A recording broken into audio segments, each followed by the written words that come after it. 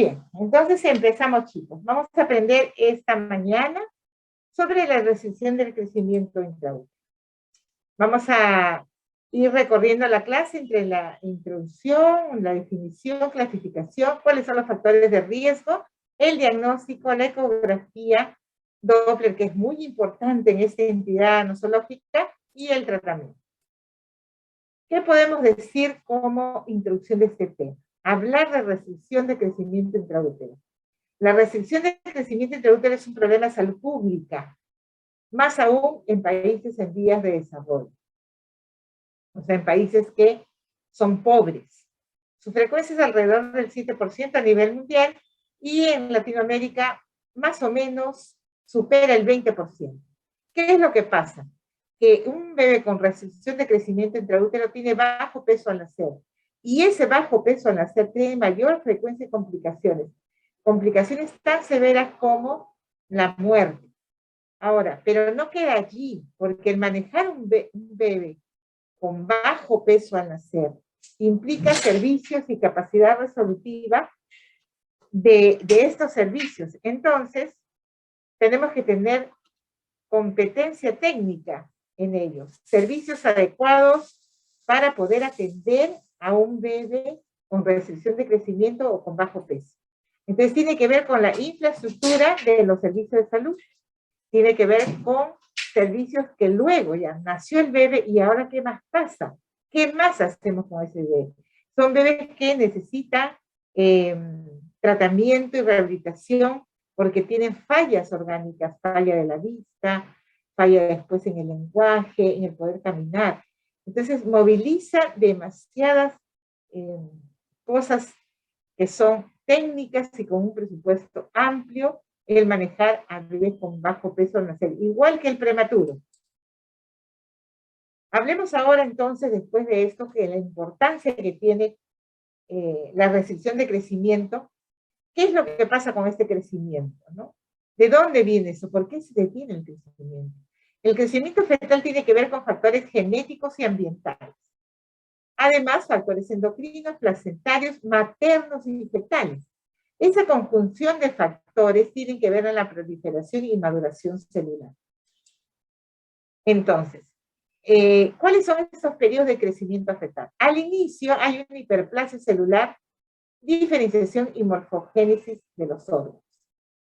Después, hasta las 12 semanas. Luego, avanzando en el crecimiento y a partir de los 16, 18, ya hay una maduración funcional propia fetal y hay más bien ya una multiplicación celular.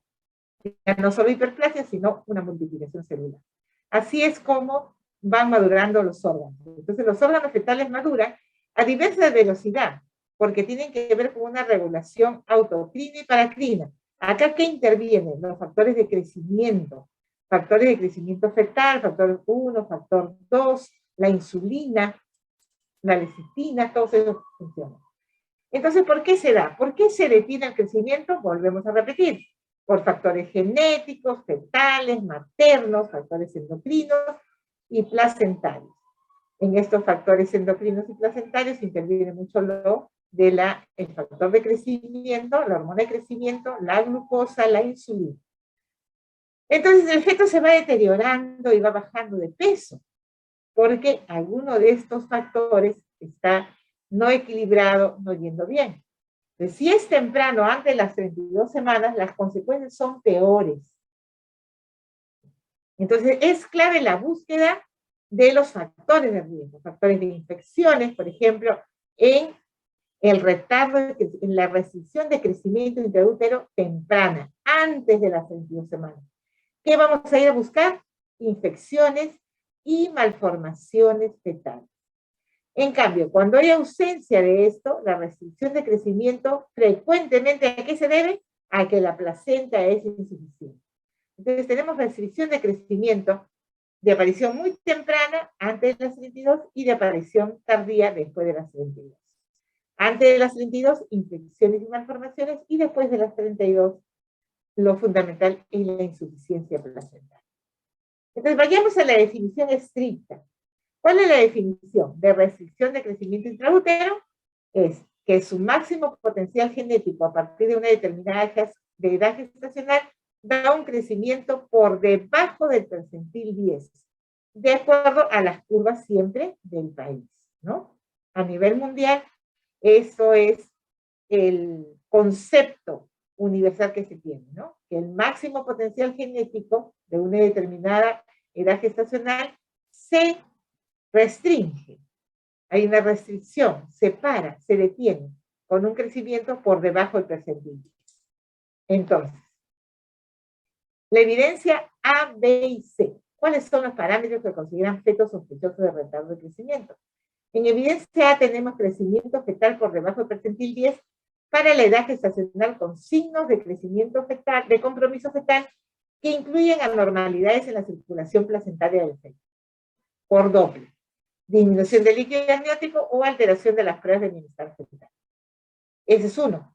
El otro es el feto con un peso inferior al percentil 3 para la edad gestacional calculado por ecografía. Nos da definición de restricción de crecimiento. Nos da definición también de restricción de crecimiento el feto con circunferencia abdominal por debajo del percentil 2.5, o sea, está flaquito, para la edad gestacional sin alteraciones de los parámetros biométricos. Entonces, hemos dicho, volvemos a decir, la restricción de crecimiento intraútero, el crecimiento se detiene por debajo del percentil 10, especialmente si tiene compromiso del líquido amniótico, compromiso de la velocidad de los vasos que se ve a través del doble. Cuando tenemos un percentil menor de 3, es una restricción severa. Entonces, ¿qué es pequeño para edad gestacional? Es otra definición. Hemos visto restricción de crecimiento, ahora vemos pequeño para edad gestacional. Un feto pequeño para edad gestacional es aquel cuyo peso fetal está entre el percentil 3 y el percentil 10. Y muestra una valoración anatómica por ultrasonido normal y presenta pruebas de bienestar fetal normal. Volvemos a repetir.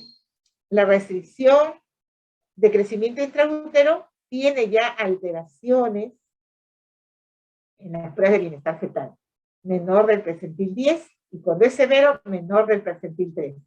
Pero el pequeño para edad gestacional es aquel que está en el peso fetal entre el percentil 3 y 10 y muestra una valoración anatómica por ultrasonido normal y pruebas de bienestar fetal normal. O sea, no hay compromiso placentario ni fetal. Ese es el pequeño para edad gestacional. Percentil 3 a 10. Entonces vamos a la clasificación. Tenemos retardo de crecimiento intraútero severo, tenemos retardo de crecimiento temprano precoz y tardío. Es lo que tenemos que fijar, conceptos que son importantes para la definición de esta clase. ¿A qué le llamamos retardo de crecimiento intraútero severo? Fetos que se encuentran con peso ultrasonográfico estimado por debajo del percentil 3. Ya está. Por debajo del percentil 3, restricción de crecimiento intraútero severo. Entonces, si la pregunta de examen viene, un feto por debajo del percentil 3, marca lo correcto, será retardo de crecimiento intrauterino severo. Esta clasificación tiene peor pronóstico y aumento de la morbilidad y mortalidad perinatal, claro, porque es un bebé que con el peso que tiene, que es bajo, no se va a poder defender porque está fallando el principal motor, que es la placenta. ¿A qué llamamos retardo de crecimiento intraútero temprano o precoz? De aparición antes de las 32 semanas de gestación. Se ha encontrado relación estrecha con la prematuridad, preeclampsia y alteraciones a nivel placentario también en esta precoz. Y fundamental, alteraciones de la morfología, malformaciones congénitas. El tardío es la forma más frecuente y aparece después de las 32. Se encuentra también asociada a enfermedad placentaria, pero en menor grado que el grupo temprano. Y menos frecuencia de malformaciones congénitas. ¿Quién tiene peor pronóstico? El temprano, por supuesto, y mejor pronóstico, el tardío. Seguimos, entonces. Precoz, hablemos un poquito de la precoz. Los casos de inicio precoz tienden a ser más severos. Presentan un 20 a 30% de las restricciones de crecimiento intraútero y se asocian a preeclampsia hasta el 50% y su morbilidad y mortalidad perinatal es alta, dado la prematura, es asociada, ¿no es cierto? Porque son prematuros, son chiquitos.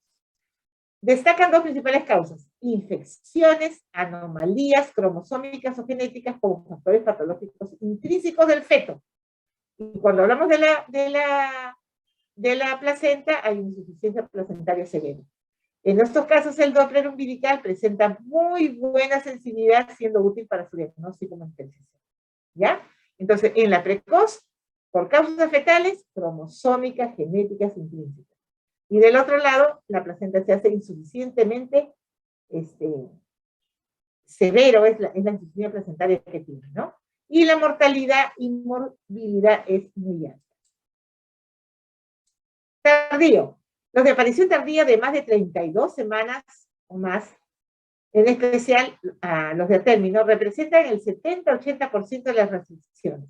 Su asociación con preeclampsia es baja, tienen habitualmente su origen en insuficiencia placentaria leve, y en un subgrupo del Doppler umbilical tiene una sensibilidad también baja, de menos del 30%, y habitualmente es normal. Están asociados a mayor morbilidad, especialmente metabólica y neurológica en la vida adulta, y pueden pasar clínicamente desapercibidos. Simplemente dicen, ya creció poco, es más chiquito, porque la mamá es más chiquita. No, ha tenido una restricción de crecimiento que de repente no hemos podido evaluar bien. Acá está un poquito para diferenciar. El simétrico es otra definición, le llamaremos al que es precoz, al que es temprano, y el asimétrico al que es tardío. Entonces, en este simétrico es gestación temprana, el 30%, lo mismo que hemos dicho, nivel de células reducido, tamaño celular también normal, índice polar puede ser normal o mayor a 2, antropometría postnatal, reducción de los parámetros, diferencia de circunferencia cefálica y torácica menor de 3, y el pronóstico es pobre, porque hay consecuencias fetales que pueden ser malformación. En cambio, el retardo de crecimiento asimétrico tardío, el número de células es normal, el tamaño celular de su crecimiento es reducido, índice ponderal es bajo, hay una reducción de peso, pero el perímetro cefálico y talla es normal, hay una diferencia entre la circunferencia cefálica y torácica más de 3, o sea, por eso que es asimétrico, y características de desnutrición más pronunciada, pero el pronóstico al final es mejor que el simétrico, que viene chiquitito desde que se va formando. Y ahí está, miren cómo son los niños de restricción de crecimiento, se le ven las cosillitas, la piel arrugadita, casi no tienen grasa, por eso es que tienen problemas después al avanzar. Aquí hay otra clasificación. Volvemos a decir, el precoz y el tardío. Es importante para poder diagnosticarlo y poder hacer el manejo. Yo tengo que saber en frente a qué entidad estoy. Una restricción de crecimiento intraútero, sí, está bien. ¿Es severa? Allá, percentil menor de 3. Ahora, ¿se inició precozmente o tardío? Eso es por edad gestacional. Entonces, el problema es el manejo, porque el diagnóstico tenemos que hacerlo determinado. Alto grado de insuficiencia placentaria, hay una hipoxia franca, porque está desde el comienzo, vive en hipoxia, feto inmaduro con tolerancia a la hipoxia alta, baja prevalencia, pero alta mortalidad y morbilidad. En cambio, el tardío, el problema es el diagnóstico, porque se nos pasa el diagnóstico. Entonces, en uno es el manejo y en el otro es el diagnóstico. Bajo grado de insuficiencia placentaria, hipoxia moderada, feto maduro, con tolerancia a la hipoxia baja, baja mortalidad, pero causa mayor muerte fetal intraútero, y alta morbilidad neurológica, pero alta prevalencia. Acá tenemos una clasificación según la evaluación del Doppler.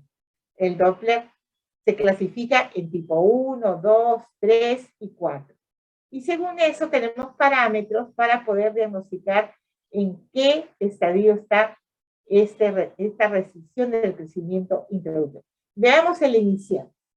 Hay una relación cerebro-placentaria, hablan del Doppler, la relación del Doppler con cerebro-placenta menor de percentil 5. Veamos después igualito. El índice IP es índice de pulsatividad de la arteria umbilical mayor del percentil 95. Y de la arteria cerebral media es menor de 5. Fíjese el Doppler tipo 4.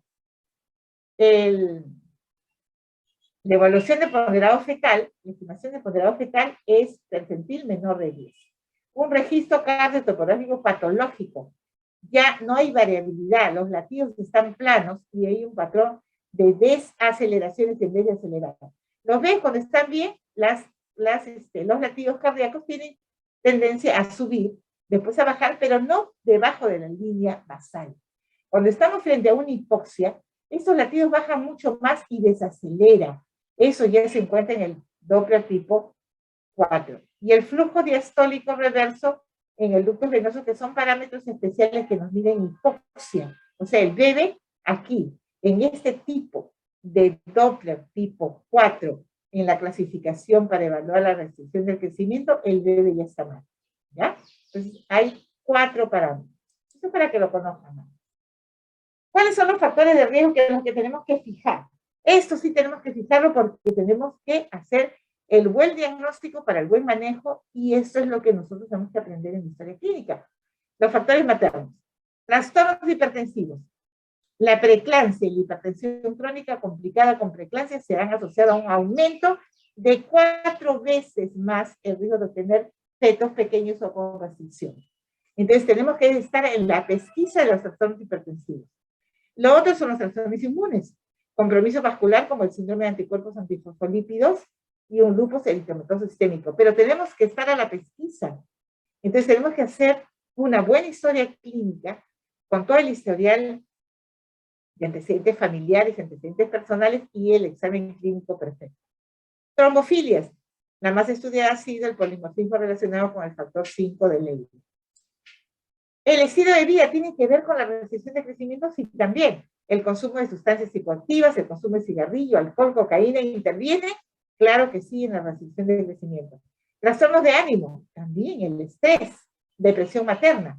Pueden haber aumento, restricción de crecimiento. Fármacos, incluidos medicamentos antineoplásicos, anticonvulsivantes, beta-bloqueadores. Hay pacientes que gestan y tienen enfermedades crónicas. Y después el bebé crece muy poco y entra en una restricción, porque no pueden dejar de tomar las medicinas. Por eso es que una mujer tiene que tener una muy buena evaluación para decidir embarazar o no. Y la desnutrición, por supuesto, ¿no? Dependiendo de la severidad de la deprivación de nutrientes, también va a intervenir en esta restricción. En los factores fetales, hemos dicho las malformaciones. Aneuploidías, aproximadamente el 7% de las restricciones de crecimiento intraútero. La aparición temprana de restricción de crecimiento se relacionaba con la trisomía 18 y 3. Malformaciones, más del 22% de los recién nacidos con malformaciones congénitas cursan con restricción de crecimiento intraútero. 22%, alto. Las malformaciones que más se encuentran relacionadas con restricción son las cardíacas, anencefalia y defectos de la pared abdominal. Son las que más tienen restricción de crecimiento. Infección perinatal, otro factor de riesgo. Del 15 al 10% de infecciones intraúteros de origen viral y también pueden haber otras como malaria, toxoplasmosis. La prematuridad es otro factor de riesgo y gestaciones múltiples también. Entonces, entre el factor de riesgo tenemos los maternos, los fetales, las infecciones perinatales, la prematuridad y las gestaciones múltiples. En cuanto a los factores placentarios, los principales entidades asociadas a restricción son la placenta previa, infartos placentarios, vasculitis, arteria umbilical única, placenta circunvalada, inserción medicamentosa de cordón, tumores placentarios y angiogénesis aberrante. O sea, todo lo que nos pueda dar factor de insuficiencia en la placenta. ¿Cómo hacemos el diagnóstico después de que hemos visto cuál es el concepto, los factores de riesgo? ¿Cómo hacemos el diagnóstico? Un elemento fundamental para formular el diagnóstico de restricción es el cálculo adecuado de la edad gestacional. ¿Por dónde voy a empezar? Por el cálculo adecuado de la edad gestacional. El examen clínico de la altura uterina, su sensibilidad es solo el 30%, su uso masivo se justifica considerando que su costo es bajo. Entonces, el cálculo adecuado lo voy a hacer por historia clínica. La fecha última regla, el examen clínico. La ecografía es el estándar de oro, porque nos va a dar una edad gestacional según en las medidas y el peso que tiene el bebé, y de allí voy a ir yo corroborando esa edad gestacional con ese peso a medida que vaya evolucionando el bebé. Entonces tengo que hacer ecografías seriadas para dar un diagnóstico. La mejor tabla de crecimiento para el uso como referencia es la creada por los datos locales. Claro que sí, porque la constitución física es también depende de la genética propia de cada persona. Entonces, una vez establecido el peso fetal estimado bajo el percentil 10, es necesario diferenciar entre pequeño sano, que es el pequeño para la gestacional, del patológico, que es la que tiene restricción de crecimiento, ¿cierto? Porque el pequeño, acuérdense, que está entre percentil 3 y 10 y no tiene alteración de su placenta ni él mismo tiene alteración fetal. Entonces, el primer punto es descartar una patología intrínseca fetal o placentaria mediante una valoración anatómica detallada, incluyendo la evaluación acuciosa del corazón fetal. Revisión de resultados de ecografía. Acuérdense que todo empieza por la primera ecografía de 11 a 14 semanas y el estudio perfecto de la placenta. ¿Quién nos va a dar todo esto? La ecografía. En casos severos, destapar etiología infecciosa, estudiando las infecciones por virus, TORCH, y considerar el estudio cromosómico, en especial el tamizaje para neoploidías, volvemos a repetir, entre 11 a 14 semanas. Y acá está el estudio Doppler. ¿Qué hace la ecografía? La ecografía nos va a dar la morfología, nos va a dar cómo está el bebé, qué posibilidades tiene de tener una aneuploidía si hacemos una ecografía temprana, de 11 a 14 la genética. Y lo otro es la ecografía Doppler. ¿Qué es la ecografía Doppler? Simplemente es que la ecografía va a captar el flujo de sangre de la placenta al bebé, por el cordón umbilical, el flujo de sangre de la cerebral media, que está en el cerebro del bebé. Entonces, eso es importante. Y lo otro es el flujo de sangre, cómo está pasando de la mamá al bebé, ¿no? En las arterias uterinas. Entonces, tenemos importantes arterias que tenemos que controlar, ¿no es cierto? Que son la uterina, la cerebral media y la umbilical. Eso es el estudio Doppler. Entonces, cuando uno dice, hágame una ecografía Doppler, es porque va a medir esos parámetros. Medir esos parámetros significa que el que está haciendo esa ecografía tiene que ser un experto, una persona especializada para ello, porque tiene que dar medidas. Imagínense ustedes que si no lo es, una medida diferente nos va a dar un diagnóstico diferente y nosotros vamos a manejar al paciente diferente. Quiere decir que de repente sacamos un prematuro y no es una restricción de crecimiento, sino es un prematuro y lo estamos sacando antes de tiempo. Entonces, es muy importante hacer una ecografía Doppler, pero es más importante dónde se hace. Entonces, la ecografía Doppler de la arteria umbilical. La arteria umbilical ha sido parámetro históricamente más utilizado en el manejo del RCI, por ser útil tanto en su diagnóstico como para los parámetros severos como en el seguimiento.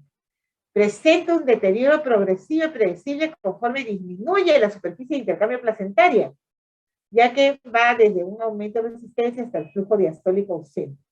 Cuando va disminuyendo esta cantidad de oxígeno que pasa al bebé, entonces la resistencia se hace más alta. Pero llega un poco que ya no puede más y ya más bien se hace ausente. Y eso se ve en la ecografía Doppler. Entonces, cuando nosotros tenemos un Doppler que dice flujo diastólico ausente o reverso, ¿qué significa? Que el bebé está mal, que ya no puede estar adentro, que puede haber una muerte fetal intraútero, sí. Entonces, ¿qué tenemos que hacer? Sacar al bebé. Repito, este flujo diastólico ausente o reverso es luz roja. El bebé no está bien dentro del útero. Tenemos que sacarlo para poder mejorar su estado. Y acá está la forma de onda de la arteria umbilical. Esta es la forma de onda de la arteria umbilical. Fíjense, sube, baja, pero tiene acá una línea de un espacio entre la línea basal hacia donde sube y baja. ¿Ya? Esa es la forma de la arteria umbilical en forma normal. Fíjense bonita como está acá, no se olviden de esta imagen.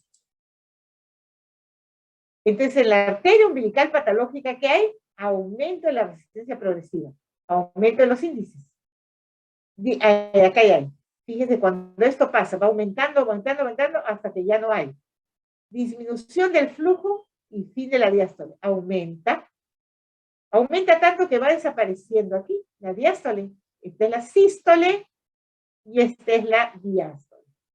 Sístole, diástole. Aquí hay ausencia del flujo. Ya no ven lo otro, ¿verdad? Miren acá. Esto de aquí ha desaparecido. Entonces, ¿qué decimos? Ausencia de diástole. ¿Qué es lo que hemos dicho que hemos aprendido hoy día? Que es un signo de que el bebé tiene una hipoxia severa. Es tan alto el grado de hipoxia que ya se ve reflejada hacia abajo, flujo reverso. Entonces, no se olviden de esta imagen, por favor, porque sin ser ustedes ecografistas o estudiar a pleno, porque esto es muy lindo, pero merece una clase aparte y varias clases y estudiar y capacitarse para poder ver bien la onda, cómo sube la onda, cuánto tiene velocidad, cuánto baja por segundo, cuánto es que mide una diástole. Todo eso sin saberlo, ustedes ven la imagen. Y la imagen normal es esta. Y cuando nos muestran una imagen así, donde ya no hay diástole, hay hipoxia severa. Y cuando esa diástole se bajó de la línea de base hacia abajo, es el flujo reverso. El bebé está mal.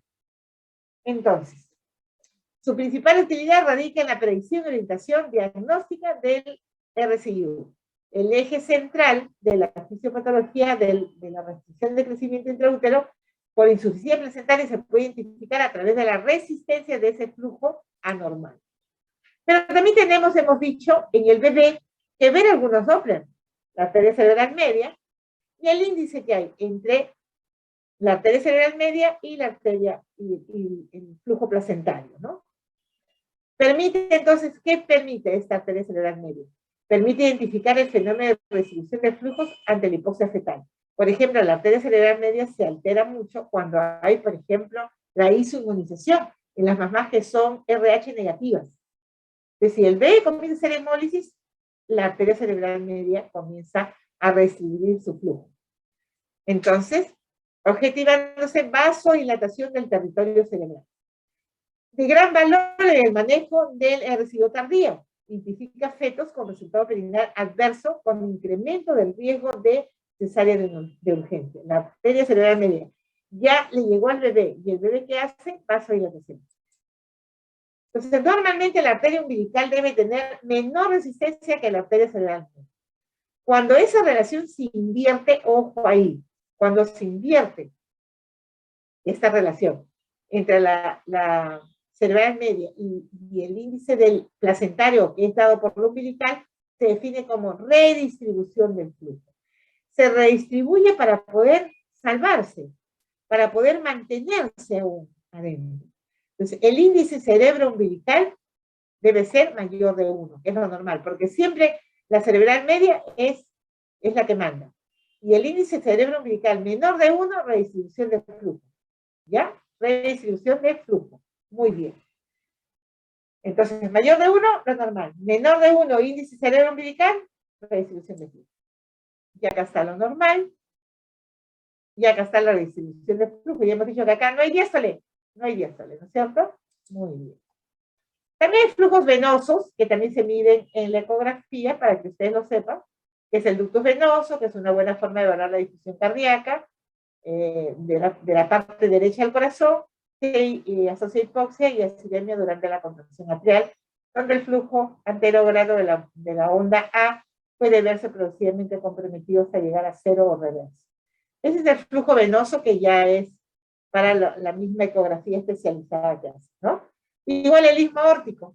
Entonces, simplemente es para que ustedes sepan que hay flujos venosos que también se miden, que es el ducto venoso y el istmo aórtico.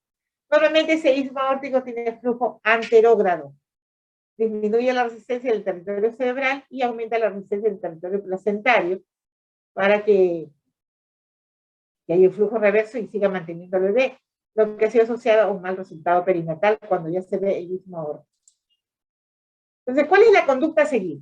Ante la detención del crecimiento fetal e independientemente del Doppler, se considera una indicación para finalizar la gestación, cuando tiene una maduración completa. Entonces, cuando yo tengo una restricción de crecimiento intraútero y tengo una maduración completa, que es a las 34 semanas, ya ese bebé debe salir, independientemente del Doppler. La vía del parto va a ser según las condiciones obstétricas y el tipo de restricción de crecimiento, ¿verdad? ¿Cuáles son las condiciones obstétricas que yo tengo que evaluar?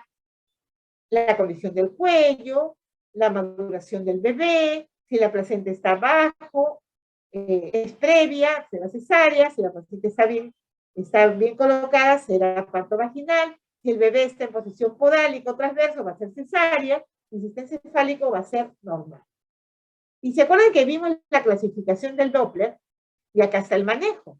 Si yo tengo el tipo 1, que lo leímos, y leímos también, o el tipo 4, que es el peor, en el tipo 1, ¿qué va a ser? Vigilancia semana a semana. El parto podría llegar a las 37 semanas, pero con vigilancia continua, y considerar el riesgo de registro patológico en el trabajo de parto. O sea, tiene que ser un parto, si es vaginal, monitorizado. Así le llamamos cuando estamos vigilando ahí todo el trabajo de parto. Y así va avanzando. El tipo 2, vigilancia bisemanal, parto sobre las 34 semanas, porque hemos dicho, independientemente del Doppler, cuando un bebé tiene restricción de crecimiento y supera las 34 semanas, que es la maduración pulmonar, ya debería estar afuera. Y el tipo 2 considera cesárea electiva. El tipo 3, alto riesgo de muerte fetal intraútero, vigilancia cada 24 a 28 horas. Fíjense, el tipo 3 ya hay un flujo diastólico reverso. Y el bebé no está bien. Entonces parto sobre las 30 semanas. Y entonces acá, ¿qué tenemos que tener? Capacidad instalada competente de mejor nivel. Tiene que haber UCI neonatal, ventiladores adecuados, personal 24 horas del día, enfermeras capacitadas, neonatólogo capacitado para poder atender a un bebé que es preterno. Y el tipo 4, que vimos que era lo peor, que ya el bebé no tiene ni siquiera variabilidad, hay desaceleraciones espontáneas, variabilidad ausente, vigilancia cada 24 horas y hay que sacar al bebé, ¿no es cierto? Maduración de su pulmón con betametasona, 12 miligramos intramuscular, que se repite al día siguiente y sacamos al bebé. Entonces, la vía del parto va a ser la presencia de un Doppler tipo 3 o superior, 4, y considerar como signo situación prehipóxica o claramente hipóxica. En general, para estos casos, y en especial en los fetos prematuros, no estaría indicado el trabajo de parto porque es muy prematuro, y estaría indicada la cesárea. Podría individualizarse algunos casos como excepciones gestantes a término en las que el Doppler 3 se puede intentar parto vaginal. Podría ser si tenemos toda la capacidad instalada y la vigilancia continua, pero casi siempre terminan en cesárea cuando hay compromiso, ¿no? Entonces, ante la sospecha clínica, lo que yo quiero que ustedes se acuerden de esta clase, factores de riesgo. Valoración de ecografía del peso fetal, según los percentiles. Menor de 10 con compromiso fetal y placentario, eso es una restricción. Si estoy entre menor de 10, de 3 a 10, y no tengo compromiso, entonces es un pequeño paradigma gestacional. Pero cuando el percentil es menor de 3, definitivamente es una restricción de crecimiento intraútero con compromiso. Entonces, mayor de percentil 10, seguimiento de rutina.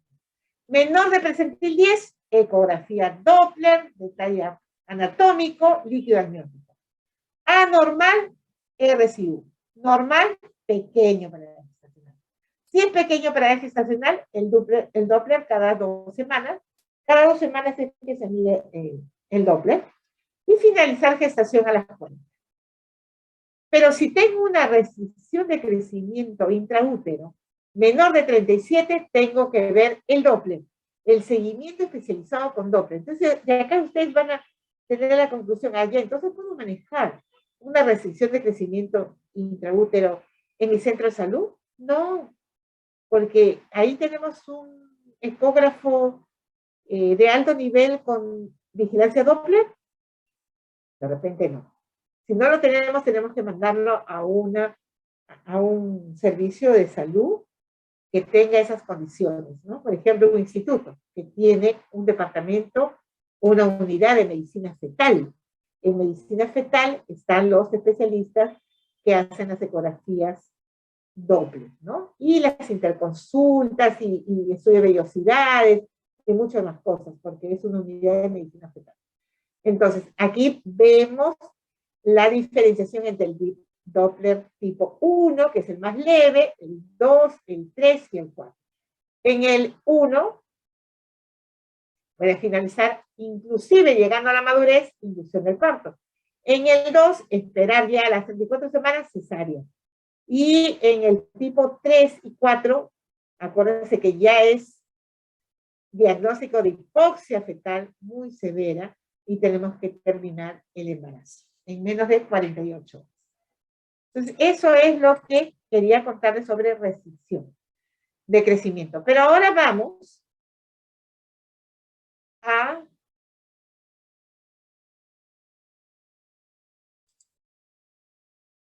ver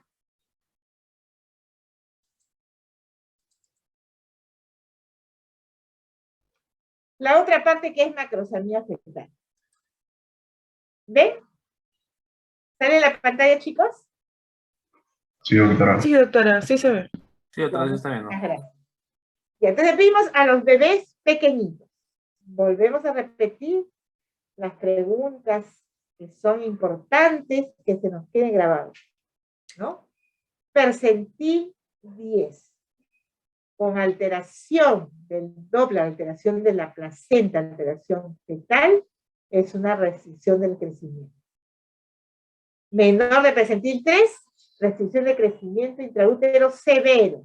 Pero si yo tengo un bebé entre percentil 3 y 10 que no tiene anormalidad en su placenta ni en su mismo crecimiento fetal en cuanto a los flujos de Doppler, entonces es un pequeño paredaje estacional. ¿Ya? Ahora vemos a los más grandes. Miren este bebé tan lindo, tan gordito, pero a veces lo vemos lindo, gordito, pero puede tener mayor morbilidad que un bebé pequeño paredaje estacional. Porque las complicaciones también son altas cuando el bebé es muy grande. Miren qué gordito que está.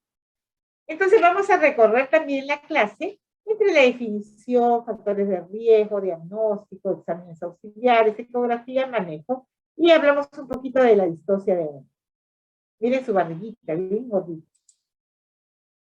¿Qué podemos decir? La macrosomía se relaciona con un riesgo aumentado de complicaciones maternas y fetales. Claro está, igual, fíjense, el chiquitito y el muy grande. O sea, lo ideal es controlar el embarazo desde muy temprano para tener un bebé en un peso adecuado, ¿sí?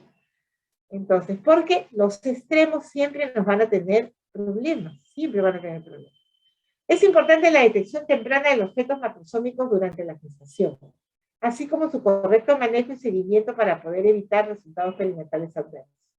Su diagnóstico es difícil, muchas veces, y un estimado, en la estimación clínica, y por ultrasonido del peso fetal está propenso a mucho error, porque interviene pues ya la condición de quién lo hace, ¿no es cierto?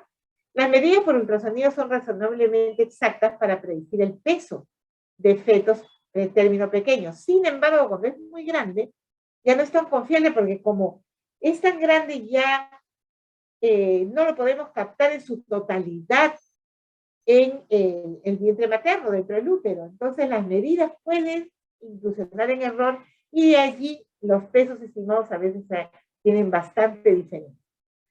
Samorsky plantea que solo el 50% de los bebés determinados como macrosómicos fueron bien diagnosticados al nacer. Fíjense, 50%. Entonces, la definición de macrosomía fetal es compleja y los factores implicados en su patogenia muy variados. En la actualidad, además del peso de nacimiento y la edad gestacional, se propone el índice ponderal o el índice de peso fetal como un parámetro que definirá dos subtipos de macrosómicos, los armónicos y los disarmónicos, ¿no? Los armónicos, los que son simétricos, y los disarmónicos, que son los asimétricos. Entonces, diferenciamos dos conceptos. Acá también, dos conceptos. Hemos diferenciado ya restricción de crecimiento de pequeño para edad gestacional. Y acá vamos a diferenciar feto grande para edad gestacional. Feto grande para edad gestacional. Cuando ustedes vean GEG, feto grande para edad gestacional. Entonces, ¿qué vamos a correlacionar? El peso con la edad gestacional. Y si eso es superior al percentil 97, estamos con un feto grande para edad gestacional. Quiere decir que yo puedo tener un feto grande para edad gestacional teniendo un bebé de 34 semanas, o de 35 semanas, o de 36 semanas. Entonces yo voy a predecir, si ese bebé tiene un percentil a las 36 semanas superior al 97, ojo, no voy a llegar a las 40 semanas, porque va a ser un bebé muy grande, y no voy a darle chance vaginal, porque ese bebé va a tener complicaciones para el parto. Por eso es que lo mejor es hacer la estimación. Peso y edad gestacional. Y ahí le vemos el percentil. ¿A qué le llamamos macrosomía? Es el bebé que nace con el peso de 4.000 a 4.500, sea cual sea la edad gestacional. El macrosómico solamente es medida de peso, 4 o 4.500. Entonces, ¿está clara la definición? Macrosómico, peso al nacer, superior a 4. El feto grande para edad gestacional es correlacional el peso del feto con la edad gestacional. Entonces, la prevalencia teórica de la macrosomía en países desarrollados oscila entre 8 al 10%. Aunque durante el seguimiento periódico de las gestaciones, muchos de estos fetos grandes para edad gestacional son identificados y en consecuencia la incidencia real del macrosómico puede ser menor, porque si se identifica un feto grande para edad gestacional, yo no lo voy a dejar llegar a 4.000, porque va a tener problemas para el parto vaginal o para la misma cesárea, fíjense, o para la misma cesárea. Ya. Entonces, el peso al nacimiento es la forma más cómoda y sencilla de definir una macrosomía. Nace de mayor de 4 a 4.500, es un bebé macrosomía. Lo más estricto es relacionar el peso al nacimiento con la edad gestacional y tener en cuenta las diferencias raciales. Y este peso en relación a la edad gestacional, ¿quién me lo da? La ecografía. La ecografía en manos expertas, les vuelvo a repetir, porque a veces entramos a operar. Se lo digo yo así. Es muy grande el bebé, tiene 4.200 y sale un bebé de 3.500. 1 kilo de diferencia, doctora Pinto, 1 kilo de diferencia, se equivocaron. Es que hay varias aristas, varias cosas que nos pueden hacer errar en la ecografía, por eso que tiene que ser gente capacitada, que esté trabajando en eso mucho tiempo. ¿Cuáles son los factores de riesgo? Que es lo que yo siempre incido en ustedes. Constitucionales. ¿Cuáles son estos factores de riesgo? El hijo previo, o sea, antecedente de fetos grandes, macrosómicos mayor de 4, la obesidad y sobrepeso, el índice de masa corporal, que yo siempre que hacemos las simulaciones, que me gusta que ustedes reparen en eso. Tiene talla tanto, tiene peso tanto, sacan al toque su índice, para ver si está en obesidad mórbida, o solamente está en sobrepeso. Cuando son multíparas, en la raza también, africana o latina, el peso de nacimiento materno, la mamá, si fue macrosómica, y la edad materna, mayor de los 36, 40 años, si tiene diabetes y obesidad. Entonces ya saben, constitucionales, si las gestaciones anteriores, mayor peso, el IMC junto con la obesidad, diabetes, edad materna, raza, peso al nacimiento materno y la multiparidad. Gestacionales, aumento excesivo de peso durante la gestación, mayor de 16 kilos ya es mucho, hay gente que sube 18, 20, Y algunas dicen, no importa, después los bajo. No, porque puede tener problemas con el bebé. Y el bebé ser un diabético en potencia, o ella misma hacer una diabetes gestacional y se quedan diabéticas algunas y ni lo saben. El sexo masculino es un poquito más grande a veces, gestación cronológicamente prolongada, o sea, el embarazo postérmino, y las diabetes gestacionales. Son factores de la misma gestación. El diagnóstico, estimación del peso fetal, una correcta asignación, lo primero que es correcta asignación de la edad gestacional del feto. Historia clínica, FUR, historia de las reglas para ver si ese FUR es correcto y el examen clínico. La estimación del peso fetal a través de las biometrías fetales, se calculará el ponderado fetal por diámetro biparietal, el percentil, el ponderado perímetro cefálico, el perímetro abdominal, la circunferencia abdominal y la longitud del fémur. Estos son parámetros importantes que hay que conocer para poder hacer la estimación del peso fetal. El diámetro biparietal, la cabecita, la circunferencia cefálica, perímetro cefálico, la circunferencia abdominal y la longitud de su piernita del fémur. Nos van a dar el cálculo de la edad gestacional y el ponderado del peso fetal. La circunferencia abdominal es el parámetro más importante para predecir el riesgo de macrosomía, ya que es el que tiene más impacto en la estimación del peso fetal. La circunferencia abdominal, ¿cuánto mide? Si es grande, mayor de 300, 340, es un feto bien grandecito. Estimación del percentil de peso ajustado por edad gestacional, el mismo ponderado fetal, el sexo fetal y el número de fetos también tiene que incluirse en la estimación del peso fetal. La ecografía realizada del tercer trimestre tiene bajo valor predictivo positivo para el peso a nacer. Por supuesto que sí. Hemos dicho a lo largo de todo este curso que para la edad gestacional y para poder descartar malformaciones son las ecografías del primer trimestre. Si yo tengo una ecografía del primer trimestre, tengo la posibilidad de ver si tiene probabilidad de tener malformaciones congénitas. Y lo otro, de tener un parámetro para predecir el peso y la edad gestacional a lo largo del embarazo. Entonces, menor de 37 semanas, el diagnóstico del peso de los fetos que son grandes para edad gestacional se realizará cuando se observe un ponderado fetal o una estimación superior al percentil 97. Eso ya lo hemos dicho, consecutivo y separado por controles cada 2 semanas o cada 3 o 4 semanas. El mayor de 37 semanas únicamente será necesario un control. En un control sale un percentil 97 del peso estimado fetal, si el peso estimado fetal es mayor del percentil 97, ya estamos frente a un bebé que es grande para esa edad gestacional. En caso particular serán los pacientes con diabetes pregestacional o gestacional, las cuales con un solo control ecográfico tienen este percentil y ya los diagnosticamos por grande para la gestación. ¿Qué examen vamos a pedir? Test de tolerancia a la glucosa, porque hemos dicho que la diabetes incide mucho en esto. El sobrepeso, la obesidad, la diabetes incide mucho. El que la paciente gane mayor de 16, 18 kilos en el embarazo tiene que ver con los fetos grandes para edad gestacional y los fetos macrosómicos. Entonces yo tengo que pedir de cajón un test de tolerancia a la glucosa para descartar diabetes gestacional, a pesar de que en ocasiones tendremos un diagnóstico tardío de diabetes. Ese será importante para optimizar los controles glicémicos. Entonces, yo le pido glicemia al inicio en todo su perfil prenatal, sí, pero después lo tengo que volver a pedir a las 28 semanas.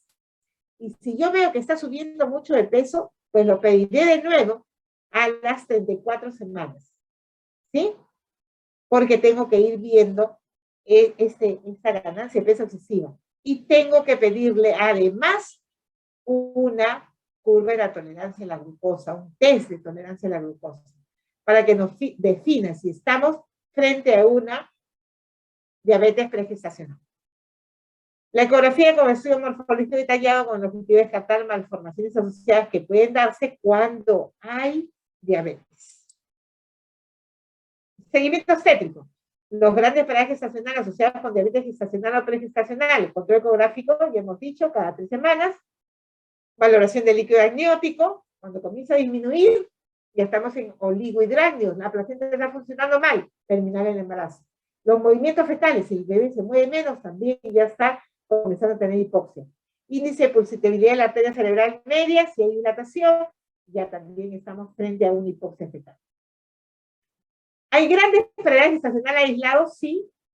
No requerirá seguimiento tan adicional, pero se programará una ecografía de peso a las 38, 39 semanas para valorar con cuántos años. O sea, son estos grandes, pero que no tienen ninguna alteración del Doppler, ni tampoco tienen antecedente de la madre que tenga diabetes. El manejo. En el caso de la estimación del ponderado fetal mayor de 4,500, en pacientes diabéticas con mayor de 5 kilos, siempre va a ser la cesárea. ¿No es cierto? No puede salir un bebé más de 4 kilos, no que ella es grande, que su tatarabuela dio parto vaginal, no. Eso es cesárea, definitivamente.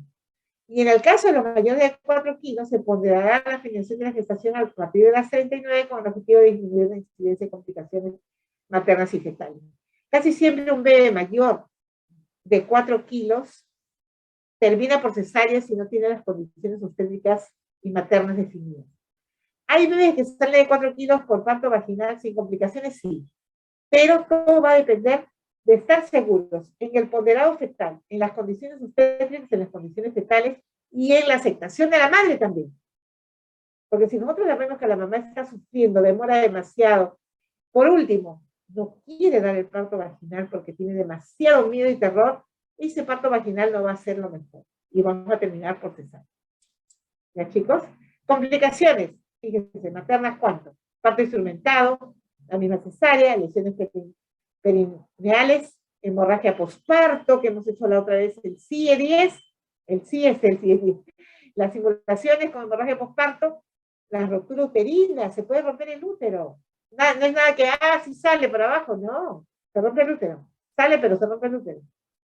Fetales, distocia de hombros, que vamos a ver dentro de un ratito. Neonatales, hipoglicemia porque son muy grandes, policitemia, hiperbilirubinemia, asfixia y mortalidad al final neonatal. Es un bebé complicado que necesita mayor frecuencia de entrar a una UCI neonatal. ¿En todo sitio hay UCI neonatal? No, por eso que se complica. Por eso que tenemos que hacer un buen diagnóstico para que este bebé tenga el manejo necesario y de repente referirlo si no tenemos las condiciones en nuestro centro de salud. Y aquí está. Entonces, cuando tenemos un bebé grande paraje gestacional con un percentil mayor de 97 en una eco del tercer trimestre, si es menor de 37, repetir ecografía cada 3 semanas. Si tiene menos de percentil 97, bajo riesgo de macrosomía. Pero si tiene mayor de percentil 97, se confirma el grande paraje gestacional.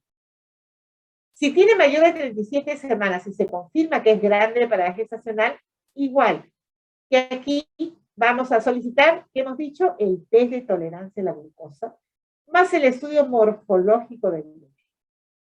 Si es diabetes, seguir el protocolo específico de diabetes, vigilancia adecuada, porque las gestaciones con diabetes pueden hacer muerte fetal intraútero.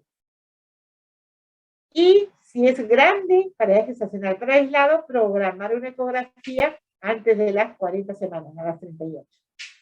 Si esta ecografía nos dice que es menor de 4 kilos, los controles seguirán siendo los mismos. Pero si nos dice que es mayor de 4, finalizará a las 39, porque si no va a seguir creciendo. Y si es más de 4,500, imposible el parto vaginal. ¿Qué hemos dicho? La cesárea.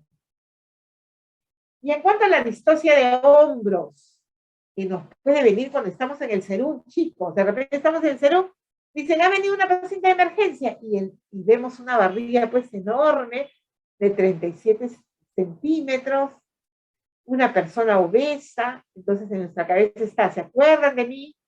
De la clase de macrosomía, de la clase de distocia de hombros, dicen, esta me puede venir, este bebé, grande macrosómico, y puede quedarse el hombro.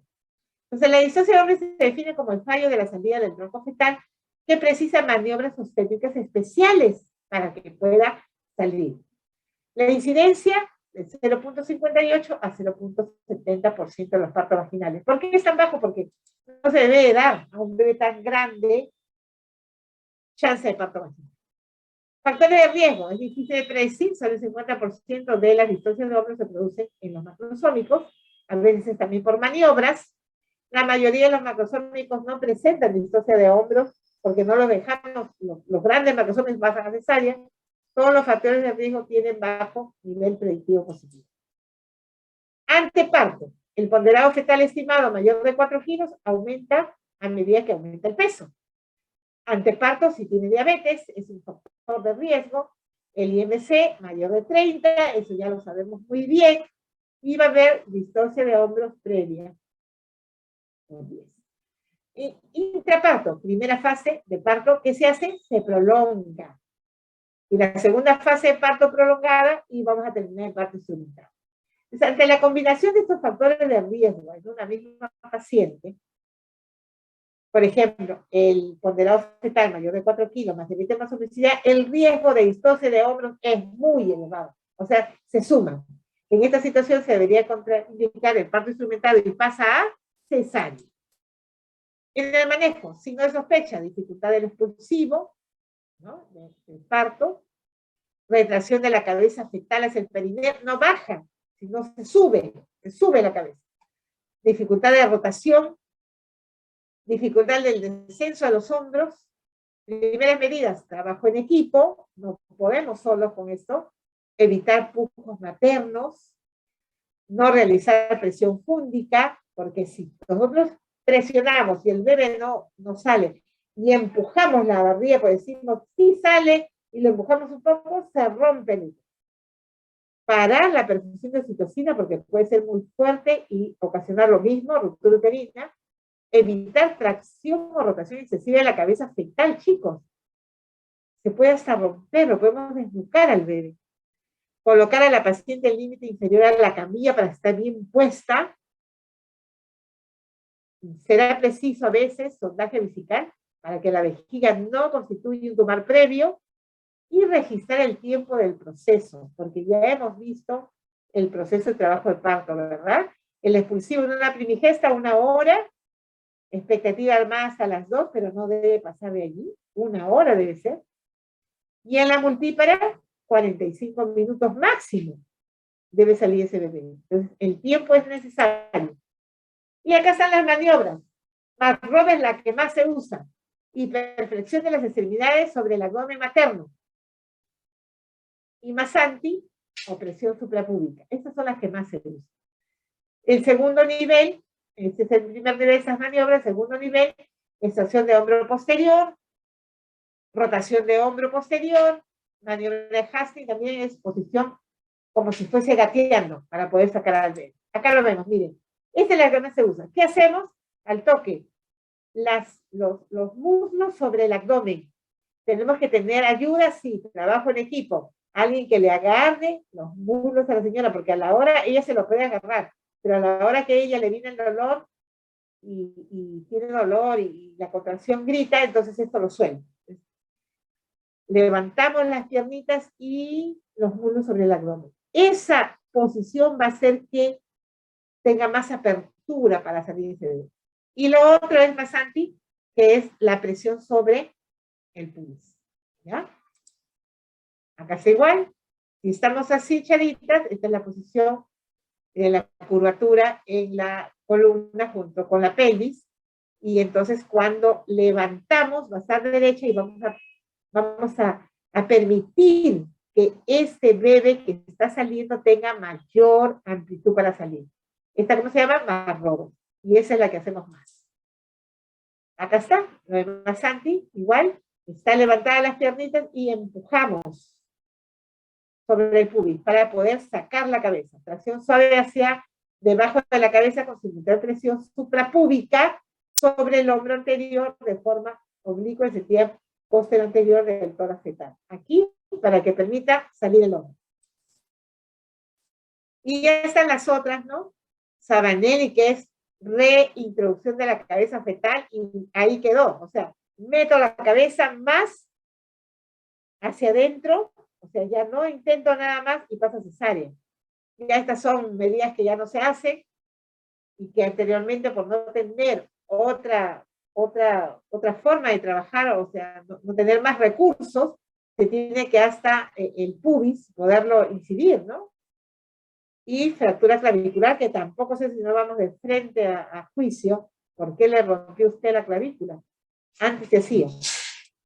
Y terminamos con su maniobra de Jacquemer, extracción del hombro posterior.